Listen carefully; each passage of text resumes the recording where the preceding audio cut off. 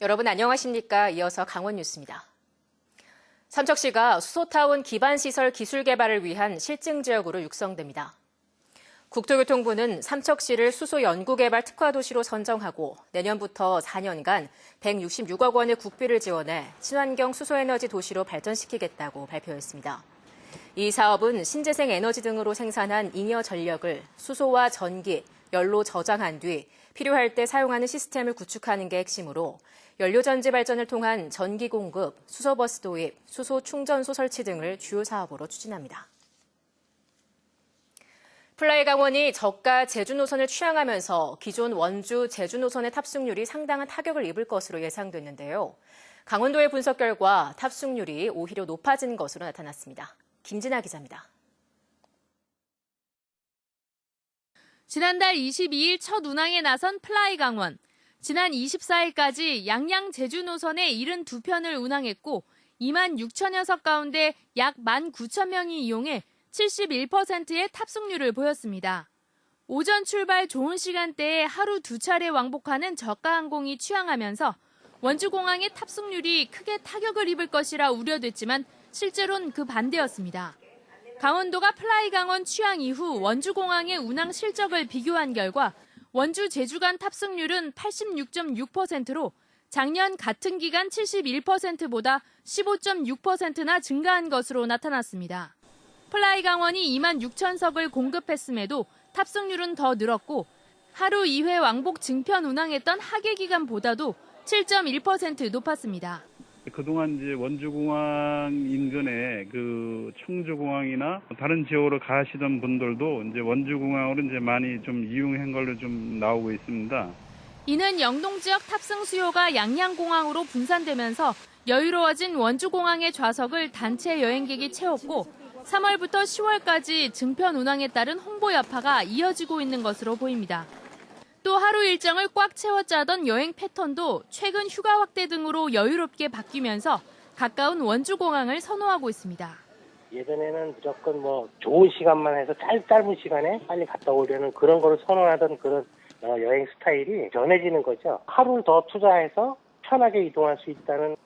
강원도는 동계 기간이 끝나는 대로 플라이강원 운항에 따른 영향을 다시 분석하기로 했습니다. 강원도는 내년에도 하계 시즌이 시작되는 3월부터 원주공항의 증편 운항이 될 수 있도록 다음 달 항공사와 협의에 나설 계획입니다. MBC 뉴스 김진아입니다. 평창 송어축제를 선두로 겨울축제가 줄줄이 이어질 예정이지만 일정은 당초 계획보다 늦춰지고 있습니다. 날씨가 포근해 얼음이 두껍게 얼지 않았기 때문입니다. 김상훈 기자입니다. 드넓게 펼쳐진 화천 산천어 축제장. 거대한 눈조각을 깎고 수온을 재며 축제 막바지 준비에 분주합니다. 올해만 180만 명이 넘는 관광객이 찾은 화천 산천어 축제는 당초 내년 1월 4일 개막할 예정이었지만 11일로 일주일 연기됐습니다.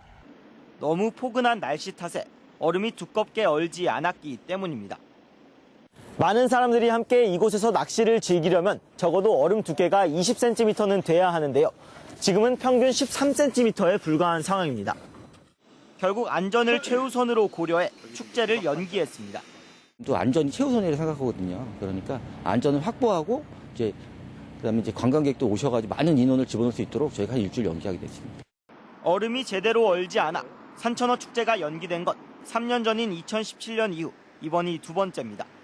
실제로 영서 지역의 12월 평년 평균 기온은 영하 1.4도인데 올해는 유독 포근해 영상 0.6도를 기록했습니다. 평년보다 2도가량 기온이 높은 영상의 기온 분포가 이어진 겁니다. 이렇다 보니 다른 겨울 축제들도 비상이 걸렸습니다. 홍천강 꽁꽁축제도 주무대인 얼음 낚시터의 얼음이 단단히 얼지 않아 축제를 일주일 미뤘습니다. 저희가 한 10cm 정도 나왔거든요. 10cm 가지고는 3일 날 우리가 오픈할 수가 없어요. 일단은 모든 축제라는 게 안전이 유지로 가야 되니까.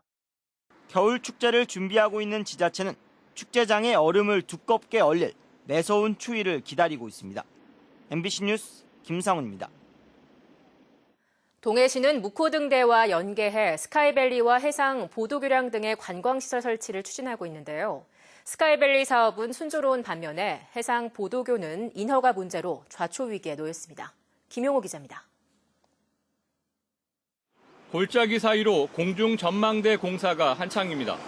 무코 등대에서 바로 연결되는 스카이밸리 사업으로 내년에 개방됩니다. 스카이밸리 아래에는 코와 입술을 새겨 넣은 절벽의 모습이 특이한 관광 포인트로 조성됐습니다. 동해시는 스카이밸리에서 해상으로 교량을 연장해 바다와 무코 등대를 연계한 관광지를 조성할 계획입니다. 하지만 이곳 바다에 보도 교량을 설치하려는 관광 사업이 인허가 문제로 차질을 빚고 있습니다. 무코 등대 오션 프론트 조성 사업은 올해 초부터 추진돼 설계와 예산 확보는 끝났는데 이제 와서 사업 부지 위치가 말썽이 되고 있습니다. 길이 85m, 폭 3m로 건설되는 교량이 무역항 한계 구역에 있다며 동해해수청이 항만 공사를 불허하고 있기 때문입니다. 신청 부지가 그 수상구역 내에 위치하고 있어서 우리가 이제 그 선박의 안전 운항이라든가 통항에 어떤 그런 부분이 지장이 있는지 없는지 여부를 지금 검토하고 있는 그런 상황입니다. 사업 부지가 한계 구역이었던 건 사업 초기부터 동해시와 해수청이 알고 있었던 내용입니다. 동해시는 사업 부지가 선박 정박지에서 최소 450m나 떨어져 있고 수심도 4, 5m로 낮아 무역항 운영을 방해하지 않는다는 입장입니다. 선박이 다닐 수 없고 해상 조망이 아주 양호한 이 지역에 해상 보도기를 설치해서 묵고 항과 연계해서 관광 시너지 효과를 기대해 보고 있는 시설입니다. 국가 항만구역 내에 전망대 등의 친수시설이 조성된 건 부산항과 포항 영일만항, 속초, 청초호 등 선례가 있습니다. 국가 항만이 해양 관광 문화 공간으로서 공존할 수 있는 합리적인 방안 모색이 필요합니다. MBC 뉴스 김영호입니다.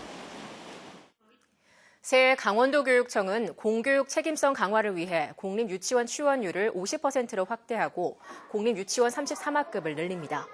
수학과 영어 기초학력 강화를 위해서는 초등학교 수학학습 보조교재를 보급하고 영어 기초 튼튼 펑글리쉬 프로그램을 지원합니다. 또 중고 신입생 교복 지원과 함께 고등학교 무상교육을 2, 3학년으로 확대하고 초등 돌봄교실을 626실로 늘립니다.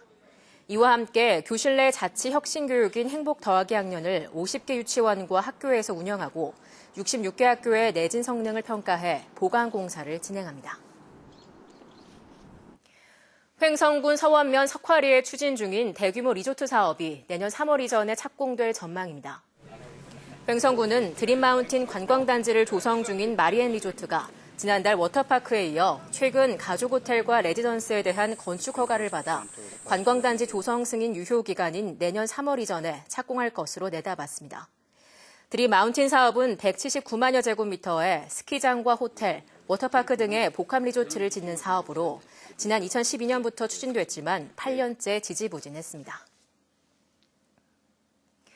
설악산 국립공원 사무소가 내년 1월 1일 대천봉의 해맞이 시간을 고려해 일부 구간을 오전 3시부터 개방합니다.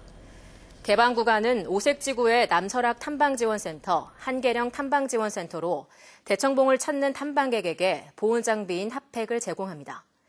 내년 1월 1일 대청봉의 예상 일출 시간은 오전 7시 37분입니다.